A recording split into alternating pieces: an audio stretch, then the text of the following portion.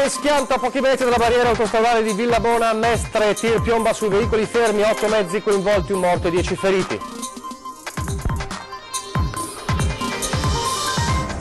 Un altro infortunio mortale in Veneto, a Resano, operaio cade da 7 metri e muore, stava camminando sul tetto di un capannone che avrebbe ceduto. 43enne operaio diretto a un cantiere in A13 si ferma sulla piazzola di Sostamo, viene travolto e ucciso da un tiro, la tragedia in A13 a Occhiobello. Davanti a Palazzo Ferrofini il presidio di proteste dei lavoratori e delle lavoratrici delle mense ospedaliere in Veneto, oltre 300 posti a rischio. Censimento dei Rom, ieri sera le parole del ministro Salvini e le polemiche protagoniste a Ring. Intanto a Ponzano, nel Trevigiano, il comune cerca la soluzione per evitare l'accampamento abusivo dei Rom in zona industriale. 34 cuccioli sequestrati dalla Guardia di Finanza di Gorizia, 2 coppie che li stavano portando illegalmente dall'Ungheria in pessime condizioni. Il grande caldo dell'estate sta per abbattersi sulla laguna, tra i soggetti più a rischio circa 16.000 over 75 che vivono soli nel comune di Venezia. Telespettatori di Antena 3, buongiorno e ben trovati. La prima edizione dei nostri telegiornali è un'ampia pagina di cronaca, avete visto nei titoli, e allora subito da Ilaria Marchiori al telefono per noi da Mestre, dove questa mattina si è vissuta una mattinata davvero terribile, uno schianto poco prima della barriera di Villabona e un bilancio davvero tragico. Ilaria Marchiori, Ilaria. Sì, buongiorno Nicola, buongiorno a tutti i telespettatori. Come hai anticipato, questa mattina poco dopo le 10:30 c'è stato un tamponamento a catena con 8 veicoli coinvolti. Secondo una prima ricostruzione sembra che proprio all'uscita della barriera autostradale di Villabona, quindi Venezia Ovest in direzione Marghera, un tir abbia tamponato le auto che si trovavano davanti. Drammatiche le conseguenze, una persona ha perso la vita e al momento, secondo quanto ci hanno riferito, almeno 10 persone sono rimaste ferite nell'impatto. Sul posto sono giunti i mezzi del 118, quelli di CAV, oltre naturalmente ai vigili del fuoco e alla Polstrada. Fino a circa una mezz'ora fa erano ancora in corso le operazioni perché purtroppo la vittima era ancora all'interno dell'auto. Si tratta del conducente di una Mercedes di cui ancora non sono state rese note le generalità, e sarebbe stato tamponato con violenza da questo tir, poi carambolando contro il guardrail e finendo girato di 180 gradi, e poi naturalmente l'impatto anche sulle altre automobili che erano ferme in coda. Non ci sono stati particolari disagi alla circolazione, non ci sono state code, e successivamente poi anche in tangenziale il traffico ha potuto scorrere liberamente. Per ora queste sono tutte le informazioni che abbiamo, Nicola. Grazie Ilaria Marchiori, dunque ci sentiremo, anzi avremo ovviamente tutti i dettagli di questa mattinata terribile questa sera nei nostri telegiornali, a partire dal telegiornale Veneto e poi il telegiornale di Venezia. Un altro incidente stradale in gravi condizioni, un pedone investito da un'auto mentre attraversava la strada a Tencarola di Selvazzano. Grave incidente a Tencarola di Selvazzano. Un uomo è stato travolto da una Volkswagen Polo mentre attraversava la strada nella zona della rotatoria di via Padova. Ora la vittima è ricoverata in gravissime condizioni all'ospedale, dove è stata sottoposta a un delicato intervento chirurgico alla testa. Con sé aveva solo il telefono cellulare, non i documenti, quindi, a parte l'età apparente di circa 70 anni, non è stato possibile risalire subito alla sua identità. Secondo una prima ricostruzione della dinamica, il conducente dell'auto non avrebbe visto l'anziano che ha sfondato il parabrezza con la testa. Sul posto i sanitari del 118 il consorzio di polizia locale Padova Ovest, che ha messo in sicurezza il traffico, che ha subito pesanti disagi in tutta la zona. E adesso un altro dramma, questa volta parliamo di croci sul lavoro, una vera e propria emergenza, un'altra vittima nella Marca trevigiana. Questa mattina poco dopo le 9 a Resana, in un capannone, un uomo di 47 anni è precipitato dal tetto su cui si trovava. Un tremendo volo di oltre 7 metri, quasi 10 metri, che non gli ha lasciato scampo.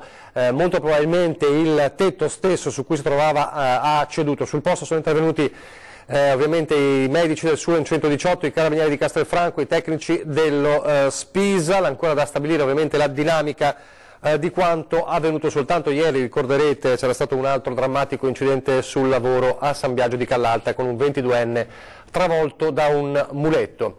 Nella notte invece, ieri sera invece a Occhiobello in A13 c'era un operaio che si stava dirigendo verso un cantiere serale per lo sfalcio dell'erba, si è fermato nella piazzola di sosta all'altezza di Occhiobello e purtroppo è stato travolto da un tir. Stava per raggiungere il suo posto di lavoro, un cantiere serale in autostrada, ma non è mai arrivato a destinazione. Ieri sera, intorno alle 21 in A13, tra Occhiobello e Villa Marana, ha perso la vita un lavoratore molisano. La vittima doveva raggiungere il cantiere di lavoro, situato a 30 km più a nord, per lo sfalcio dell'erba. Per ragioni ancora da accertare, l'uomo si è fermato nella piazzola di emergenza ed è sceso dal veicolo dell'impresa su cui viaggiava. L'operaio è stato travolto da un camion che, sopraggiungendo in direzione Padova, lo ha centrato in pieno. Nessuna speranza per il 43enne che è deceduto sul colpo. Vincenzo Sarachelli, residente a Isernia, sposato e con 6 figli, lavorava per una ditta incaricata di fare lavori di manutenzione straordinaria all'altezza del Cavalcavia di Monselice. Alla guida del camion un 23enne residente a Treviso e dipendente di una ditta di autotrasporti a conduzione familiare.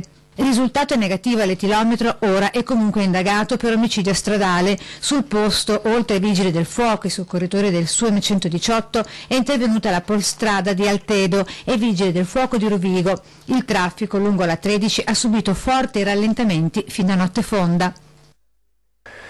Lasciamo per un attimo la cronaca, ci torneremo fra poco. Andiamo a Venezia, dove stamane c'è stato il presidio di proteste di lavoratori e lavoratrici delle mense ospedaliere, perché c'è lo spettro di 300 posti di lavoro a rischio. Sta seguendo per noi questo presidio Tommaso Stoppa. Tommaso, com'è andata? Come sta andando? Sì, buongiorno a tutti da Venezia. Siamo di fronte a Palazzo Ferrofini, sede del Consiglio regionale del Veneto, dove da un paio d'ore è in corso il presidio di protesta di una cinquantina di lavoratori degli appalti nelle mense degli ospedali di questa regione. Mirino della protesta dei lavoratori il nuovo bando per la ristorazione, un bando che è stato stipulato dall'azienda Zero, la nuova azienda che gestisce tutte le spese delle ULSS in maniera centralizzata e unificata. Quello che denunciano i lavoratori è che ci saranno degli esuberi rispetto ai servizi precedenti, si parla di circa 300 posti di lavoro sugli 850 attualmente impiegati. Non sono cifre ufficiali, sono soltanto delle stime, ma in qualche modo sono state confermate dalla stessa azienda Zero nel momento in cui ha detto che esiste sì una clausola sociale per mantenere questi lavoratori, ma questa clausola sociale non è mai qualcosa di assoluto e deve comunque contemperarsi con la nuova organizzazione del lavoro, di cui la protesta di chi teme di perdere il suo posto. C'è in corso in questi minuti un incontro tra una delegazione di questi lavoratori e soprattutto lavoratrici, perché sono quasi tutte donne, con i rappresentanti dei gruppi politici del Consiglio regionale.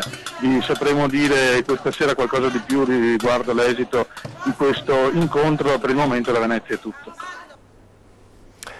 E adesso, grazie a Tommaso Stoppa, adesso torniamo a parlare della polemica sul censimento dei Rom, cosiddetto censimento dei Rom. Ieri abbiamo raccontato delle parole del ministro Salvini e anche delle prime reazioni dal Veneto. Il dibattito ieri sera ha scatenato un diluvio di SMS e anche il confronto tra gli ospiti di Ring. L'anagrafe c'è già ed è quella dei bambini che nascono cittadini italiani e che nascono in Italia o che prendono la residenza con i loro genitori. Altri tipi di anagrafe non sono voluti dalla Costituzione, per fortuna.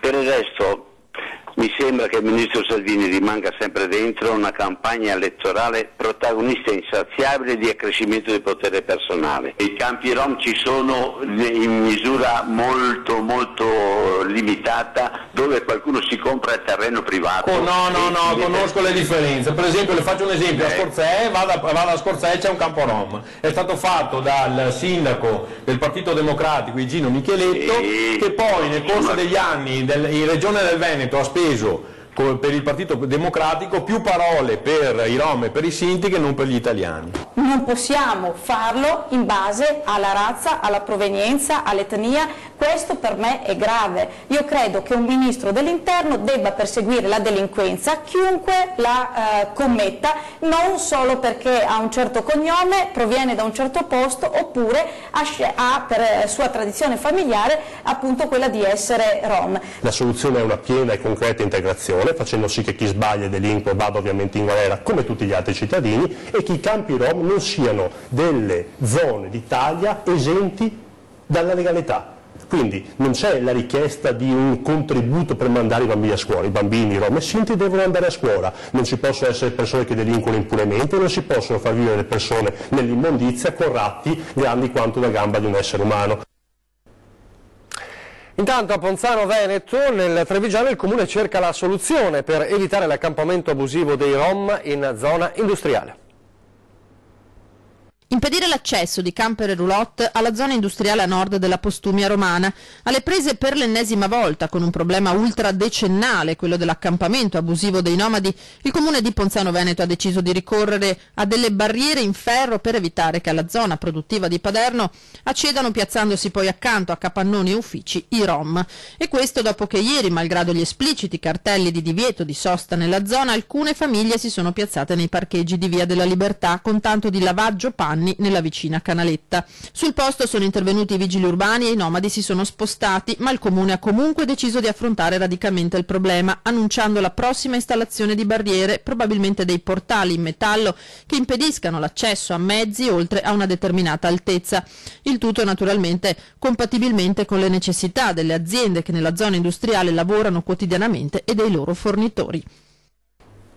E sempre nella Marca trevigiana e peraltro a Ponzano, sapete è la sede della Benetton, ebbene sta suscitando polemica la nuova campagna di Benetton, ovviamente firmata e pensata da Olivero Toscani, che è tornato a collaborare con Benetton che è tornato a guida Luciano Benetton. Ebbene la campagna prevede, come avete visto, anche una foto di SOS Mediterranee con una baraccone di migranti, peraltro della ONG del caso Aquarius, una foto che non è piaciuta ai vertici della Lega Nord regionale, già in contrasto con Toscani per le ben note vicende degli insulti, ubriaconi eccetera eccetera, e un Darè che ha detto mai più magliette della Benetton. Ecco, bisogna capire se poi sarà un boicottaggio lanciato a livello generale, ma certo ha lanciato un attacco ben preciso sia al gruppo Benetton che a Oliviero Toscani. Torniamo adesso alla cronaca, lasciamo le polemiche sui migranti e sui Rom. La cronaca ci riporta, ci fa restare anzi nella Marca trevigiana, a Colle Umberto un grosso incendio che ha destato preoccupazione.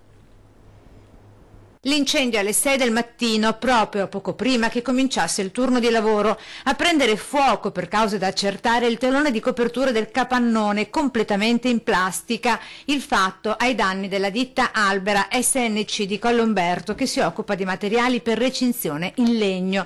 Tutto è accaduto in un istante. Il tempo per un residente del posto di dare l'allarme e chiamare i vigili del fuoco, ma nonostante l'immediato intervento dei pompieri subito sul posto, il rogo dal tetto in plastica si è subito propagato all'interno del capannone, visto il materiale in legno presente, bruciando tutto. È stato un attimo. A fuoco con il telone, i pali per recinzione, le travature e il tavolame in legno per diversi quintali di materiale, che di fatto ha aumentato la portata dell'incendio. Ingentissimi danni. Sul posto intervenute le squadre dei vigili del fuoco di Treviso, Conegliano e Vittorio Veneto. Hanno lavorato fino a tarda mattina, come detto, ancora da chiarire insieme ai carabinieri le cause che hanno dato origine al rogo. Nel Padovano invece un'auto presa a noleggio ha improvvisamente preso fuoco mentre percorreva la provinciale. Rovolon aveva noleggiato un'automobile, ma mentre percorreva la provinciale 38 ha notato del fumo uscire dalle bocchette d'aria. Pochi istanti l'automobilista è immediatamente sceso dalla macchina che ha preso fuoco. I vigili del fuoco di Abano Terme hanno spento le fiamme e assistito il conducente dell'auto presa a noleggio, che ha accusato un malore ed è stato poi preso in cura dal personale del SUEM del 118. Sul posto anche i carabinieri. L'economia adesso con l'associazione dei costruttori edili che a livello regionale fa il bilancio della loro situazione e il bilancio della crisi, chiedendo al governo di sbloccare i cantieri per le grandi opere pubbliche. È sempre crisi, ma un po' meno grave. Si può riassumere così la situazione delle costruzioni edili in Veneto. Gli investimenti nell'ultimo anno sono in crescita dello 0,3%, che dovrebbe raggiungere il 2% nel 2018, ma si registra un andamento negativo per le opere pubbliche. I fondi ci sono, ma i cantieri non partono. La spesa dei comuni si è ridotta nel 2017 del 21% e di un ulteriore 8% nei primi mesi di quest'anno. Dall'inizio della crisi il calo è stato del 47%. Il governo deve semplificare le regole e far aprire i cantieri. Un paese che vede che il proprio Stato non investe e non riesce a fare le opere pubbliche ovviamente dà un segnale negativo al cittadino.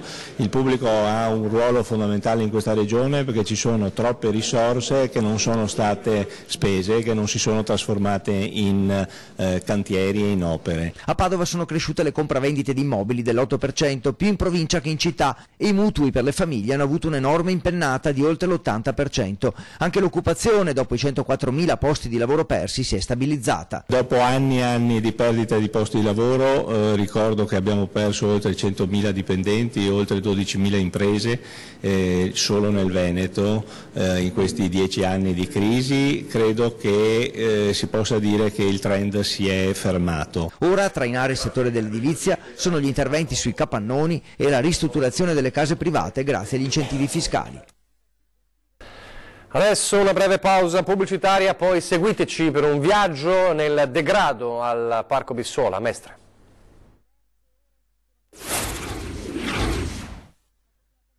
Vetro.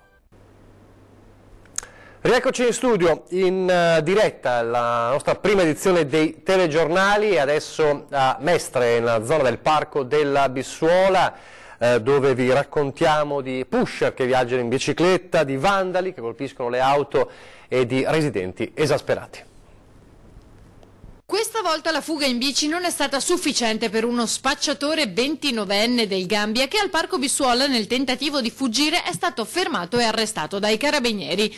Nelle tasche dei jeans nascondeva 2 involucri con circa 30 grammi di marijuana pronta per essere venduta. Ma non è l'unico episodio che ha come teatro il parco. Sabato mattina alcuni residenti hanno trovato le loro auto, una decina, posteggiate tra via Bissuola e via Pisani, danneggiate con chiavi o punteruoli. Ci vorrebbero forse più telecamere in giro in maniera di vedere se si riesce a contattare queste persone, anche quelli che lasciano tutto quello che tolgono a casa, li lasciano. Più pulizia, più controllo, anche i vigili non se ne vede neanche uno qua, mai, non so, era qua ma non si vede. Secondo molti residenti, nonostante l'eliminazione dei famosi cubi e il passaggio dell'esercito, la situazione non è migliorata, anzi, dice qualcuno, la chiusura dell'ufficio anagrafe potrebbe creare terreno fertile alla criminalità. È un luogo che va rivitalizzato. In che senso? Per combattere il degrado bisogna che tutte le istituzioni, gli edifici che sono all'interno del parco non vengano chiusi, ma anzi vengano potenziati. E ci sono varie associazioni che operano nel parco, come vediamo qui l'Arcobaleno, ma ci sono anche altri, la Polisportiva Bissuola, Bocce in Libertà. Chiediamo che queste restino e che rimanga aperto e pubblico il centro civico, e di cui chiediamo anche la riapertura di tutti quei servizi che c'erano un tempo, tipo il servizio anagrafe. Ma i residenti denunciano anche un altro aspetto che denota incuria e dicono porta all'aumento del degrado. Questa è la zona più sensibile del parco secondo noi, perché è la zona dove i bambini vengono a giocare, quindi è una zona particolare specialmente in questi mesi, perché d'estate le scuole sono chiuse e quindi i bambini vengono qua e si sfogano e si divertono. C'è un tavolino nel parco giochi dove ci sono i bambini che è transennato da circa un anno. E mancano delle giostrine, mancano proprio tutta una serie di accessori che una volta c'erano e che adesso lentamente vengono distrutti o dal vandalismo o anche dal tempo e che non vengono sostituiti. Alcuni giorni fa di pomeriggio è anche caduto un albero. Ciò che i cittadini chiedono, oltre ai controlli, è una maggiore cura delle strutture di quello che è un parco con un grande potenziale. Adesso l'operazione della Guardia di Finanza di Gorizia che ha salvato 34 cuccioli che viaggiavano nei bagagliai di 2 utilitari dopo numerose ore di viaggio ammassati in un cassone di legno e scatole di cartone, in evidente stato di maltrattamento e paura perché costretti a condividere l'esiguo spazio senza luce, aerazione, possibilità di abbeverarsi e sfamarsi. Inoltre erano privi di microchip per la identificazione delle necessarie certificazioni sanitarie e del passaporto individuale. Sono stati trovati dunque questi 34 cuccioli di cane e denunciate 2 coppie, un uomo di 38 anni e una donna di 52 anni di nazionalità ungherese, domiciliati in provincia di Rovigo, e un'altra coppia di 33, l'uomo e 42 la donna, entrambi residenti a Napoli ma domiciliati in provincia di Frosinone. Questi cuccioli venivano dall'Ungheria, sono stati denunciati per maltrattamenti le 4 persone e anche introduzione illegale nel territorio nazionale di cuccioli di cani. I cani invece sono stati salvati dalla Guardia di Finanza. Il caldo adesso che è arrivato e continuerà ad essere preponderante in questi giorni e a Venezia scatta un piano caldo particolare anche perché i dati non mentono e un cittadino su 4 in Comune di Venezia è un anziano. Anziani a rischio per le ondate di calore in arrivo nelle prossime settimane, che il Comune di Venezia e l'ULSS 3 sono pronti ad affrontare con un apposito piano di intervento. Abbiamo già individuato degli elenchi di pazienti a elevato rischio che verranno monitorati in modo molto stretto e quindi faremo intervenire o i servizi domiciliari o la medicina generale o chi è necessario far intervenire per garantire a queste persone una necessaria sorveglianza e gli interventi necessari. Gli over 65 superano il 26% della popolazione della città e il 30% di quella del centro storico e delle isole. Ben 38.000 sono gli ultra 75enni, di cui 16.000 vivono da soli. Sono loro i più vulnerabili, ai quali è dedicata la maggiore attenzione. Verrà attivato in maniera come gli scorsi anni del resto il telesoccorso, intensificando le chiamate a queste persone fragili che hanno più rischio di altri di avere necessità in caso di ondate di calore. La solitudine, ricordano dal Comune, è uno dei fattori che aumentano il rischio di trovarsi in una situazione di pericolo. Anche per questo l'invito a tutti gli anziani è di rivolgersi al loro medico di base, al farmacista o anche semplicemente ai vicini di casa, oppure di recarsi in uno dei molti ambienti climatizzati aperti al pubblico, come musei, biblioteche e centri anziani. C'è una rete di spazi che verranno messi a disposizione del Comune e della rete dei servizi territoriali dove gli utenti potranno eventualmente rifugiarsi in caso di ondate che vengono segnalate, come sapete, dall'ARPA in modo capillare a tutta la regione.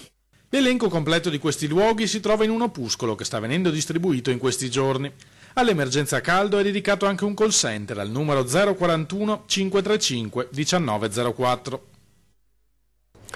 Siamo in chiusura, vi ricordo, ore 13 fra pochissimo, oggi è martedì e quindi si parla di salute, un argomento importante e da non perdere, si parla di parto senza dolore, quindi chi fosse interessato può anche intervenire con domande come sempre in diretta, c'è il numero di telefono dedicato che troverete poi all'inizio della trasmissione oppure nella pagina Facebook di Antenna 3. Poi questa sera 20:10 ospite Mario Conte, il neo sindaco di Treviso, quindi anche un approfondimento sulle novità per quanto riguarda Treviso, il Totogiunta ma anche le iniziative. Ovviamente si tornerà a parlare anche della questione Rom, ovviamente perché è un problema che tocca anche il comune di Treviso. Peraltro c'è una dichiarazione di Matteo Salvini, ministro dell'Interno, di poco fa, che dice: sul censimento dei Rom non mollo e vado dritto, se lo propone sinistra va bene, se lo dico io è razzismo, il censimento dei Rom e controllo dei soldi pubblici spesi, io non mollo e vado dritto prima di tagliare la loro sicurezza, l'ha scritto appunto poco fa sulla sua pagina Facebook, quindi un tema che resta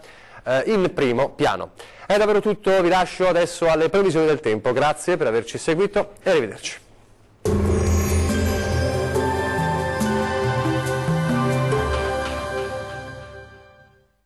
Ben ritrovati al meteo. Bel tempo prevalente sulle nostre regioni. Vediamo il dettaglio di martedì 19 giugno. Sul Veneto splendida giornata di sole. Sulla nostra regione infatti il cielo si presenterà sereno o al massimo poco nuvoloso un po' su tutti i settori. Possibili locali addensamenti sulle aree montuose ma senza altre conseguenze. Temperature minime tra 16 e 21 gradi. Valori massimi compresi invece tra 26 e 31 gradi circa. Non cambia di molto la previsione sul Friuli Venezia Giulia. Anche sulla nostra regione sarà una bella giornata di sole. Su tutti i settori il cielo si presenterà sereno o al massimo poco nuvoloso. Possibili soltanto isolati addensamenti, ma del tutto innocui. Temperature minime tra 16 e 18 gradi, massime comprese invece tra 28 e 31 gradi circa. Diamo uno sguardo infine alla situazione del Trentino Alto Adige. Sarà in prevalenza soleggiato con cielo al massimo poco nuvoloso. Non si escludono tuttavia locali addensamenti sui settori di confine, ma che non dovrebbero dar luogo a temporali. Temperature minime tra 15 e 16 gradi, valori massimi oscillanti invece tra 29 e 32 gradi. Dal meteo di Antenna 3 per ora è tutto. Arrivederci al prossimo aggiornamento.